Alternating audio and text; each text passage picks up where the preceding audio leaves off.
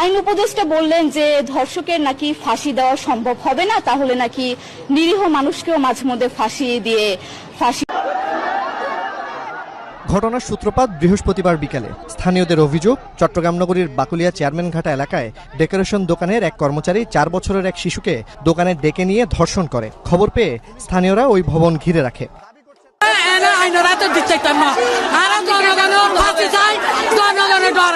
আজকে আমার ঘরেও তো আমার ছেলে মেয়ে আছে, তাদের কি নিরাপত্তা আছে? পুলিশ ধরে তাকে কোর্টে চালান করে দিলে সে 3 মাস 5 মাস পর জামিনে চলে আসবে। মেয়ের পিতা হয়ে আমরা তো এখানে খুব অসহায়ের মধ্যে আছি, দিন দিন এভাবে দর্শিত হয়। পুলিশ ঘটনাস্থলে গেলে বিক্ষুব্ধ শত শত লোকজন অভিযুক্তকে তাদের হাতে তুলে দেওয়ার দাবিতে পুলিশের গাড়ি আটকে বিক্ষোভ করে। ছত্রভঙ্গ করতে পুলিশ সাউন্ড গ্রেনেড, টিয়ারশেল ও রাবার বুলেট ছুড়লে 2 সংবাদকর্মী সহ কয়েকজন আহত হন। এক পর্যায়ে পুলিশের গাড়িতে আগুন দেয় জনতা। চট্টগ্রাম কক্সবাজার সড়কে বন্ধ হয়ে যায় যান চলাচল। সেটা আমার বন্ধুর মেয়ে ছিল, তো আমরা যাবো না ওকে ইয়ে করার জন্য, পুলিশে কেন আমাদেরকে লাঠিচার্জ করবে? গেট ভেঙে পাবলিক যখন ঢুকছে পুলিশ এসে লাঠিচার্জ করতেছে, লাঠিচার্জ মানতেছে না, তখন পুলিশে ডাইরেক্ট ফায়ার। তোর সঙ্গে একটা বিচার হবে যে মৃত্যু, ওকে জনগণ গণতোলা দিয়ে মৃত্যুর বিচার হবে, এছাড়া কোনো বিচার হবে না। সন্ধ্যায় শুরু হওয়া সংঘর্ষ চলতে থাকে রাত পর্যন্ত। পরিস্থিতি নিয়ন্ত্রণে বিপুল সংখ্যক পুলিশ মোতায়েন থাকলেও তা কাজে আসেনি। স্থানীয়দের সাথে সংঘর্ষে 3 পুলিশ সদস্য সহ আহত হয় অন্তত 15 জন।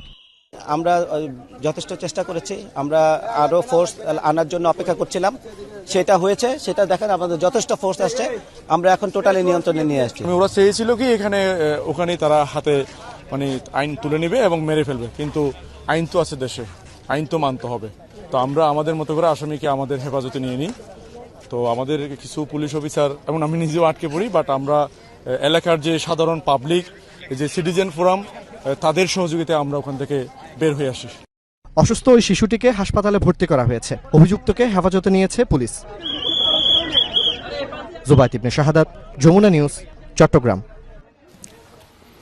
এ বিষয়ে আরো জানাতে যুক্ত হচ্ছে সহকর্মী জুবায়েত ইবনে শাহাদাত।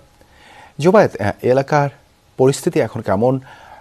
বিক্ষুব্ধরা কি এখনো সড়কে আছেন? দেবাশিস, বিক্ষুব্ধরা সড়ক থেকে সরে এসেছেন। পুলিশের যে কঠোর এখন নিরাপত্তা সেটি একেবারে আমরা দেখতে পাচ্ছি, এবং এই জায়গায় যারা বিক্ষুব্ধ জনতা ছিলেন তাদেরকে কিন্তু পুলিশ সরিয়ে দিয়েছেন এবং তারা নিবৃত্ত করার চেষ্টা করেছেন। আমরা কিছুক্ষণ আগেও যখন লাইভে যুক্ত হয়েছিলাম জানার চেষ্টা করেছি যে পুলিশ মুহুর্মুহু সাউন্ড গ্রেনেড, টিয়ার শেল এইসব ছুড়ে তাদেরকে নিবৃত্ত করার চেষ্টা করেছেন। এখন একেবারেই পরিস্থিতি নিয়ন্ত্রণে, পুলিশ সে জায়গায় অবস্থান করছে। পুলিশের কয়েকটা প্লাটুন মোতায়েন করা হয়েছে, সাজোয়া যান নিয়ে যাওয়া হয়েছে।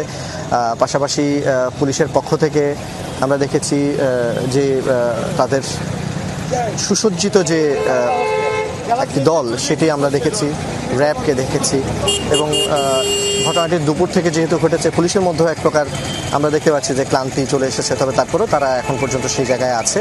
তবে পরিস্থিতি একেবারে পুরোপুরি নিয়ন্ত্রণে। আমরা অতিরিক্ত পুলিশ কমিশনারের সাথে কথা বলেছি, আমরা ডিসির সাথে কথা বলেছি, আমরা এই জোনের ওসি বাকুলিয়া থানার ওসির সাথে কথা বলেছি। তারা প্রত্যেকেই নিশ্চিত করেছেন যে এই ঘটনায় এখন পর্যন্ত আর কোনো হতাহতের ঘটনা নেই। তবে যেটা ছিল এর আগে সেটাই, নতুন করে কোনো হতাহত হয়নি। তবে তাদের আরও কোনো আপডেট আছে কিনা সেটা অবশ্যই আগামীকাল তারা হয়তো জানাবেন এবং হয়তো একটা সংবাদ সম্মেলন হতে পারে। পাশাপাশি এই যে ঘটনাটি কি হলো না হলো সেটা নিয়ে মানুষের জানার যেমন আগ্রহ আছে, পাশাপাশি সেই জায়গা থেকে বাচ্চাটি যে শিশুটির ধর্ষণের অভিযোগ করে সেটা কতটুকু সত্য সেটিও যাচাই বাছাই করে জনগণের সামনে আনা, এটাও দাবি সাধারণ মানুষের। দেবাশিস। জুবায়েত, ধন্যবাদ যুক্ত হবার জন্য।